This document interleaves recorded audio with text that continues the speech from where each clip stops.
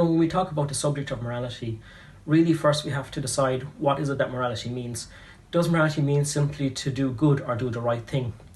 Actually, when we use the word morality, morality has two aspects. It has the outer aspect, of course, which is that what you do, but it also has the inner aspect of that which you believe or that which you intend. So, for example, if we look at society today, people follow rules and laws and regulations, even though sometimes they would rather not do it. I suppose one example is when you have to pay your tax. So if you do an action because of fear of the state, which you would rather not do it internally, this cannot be called a moral action. The founder of the community which I belong to, the Ahmadiyya Muslim Community, the promised Messiah, Hazrat Mirza Ghulam Ahmad of Qadian, peace be upon him, he has written on this topic extensively.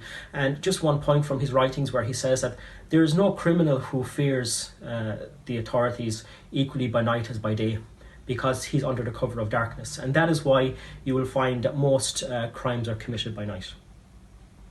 So you have to have an inward philosophy or belief which belies your action for it to be a moral action. I suppose the second point is that who decides what is moral? What is moral tends to differ from culture to culture, from society to society, and also throughout time. So, for example, if you look at something which was considered highly immoral 30 years ago, today it's considered to be moral. Do we just say that the consensus of human beings, they decide what is moral, or the state decides what is moral? Well, we look at, there's been many movements throughout the years around the world trying to reform human beings and how they interact with one another. And a lot of them have been very authoritarian, and they're trying to force their idea of what is moral and what is right action from the top down. But we always see that a time comes when their authority crumbles and the people cast them off. That is because they were not doing something because they had the inward desire to do good and obey the laws, but because the people were forcing them. And even actually, if we look at society today, as it is so technologically advanced, but yet morality has fallen off a cliff. We might even say we could draw a direct graph between the way that society has advanced and the decline of morality. So clearly, societal advancement is not an answer to the moral question. I suppose the next point is that where does morality come from? Whenever you hear the word morality, throughout time, every culture, you will find that that is synonymous with the word God and the word religion.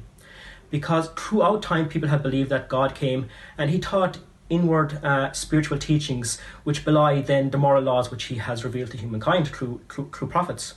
And really we can think of morality as, in the sense then holistically, like a tree. So the roots are the moral, the spiritual teachings, and then the trunk and the branches are the moral actions, and the fruit is the virtuous society. And so we really need the underlying philosophy, which we have found tried and tested throughout human history, only comes from a belief in God.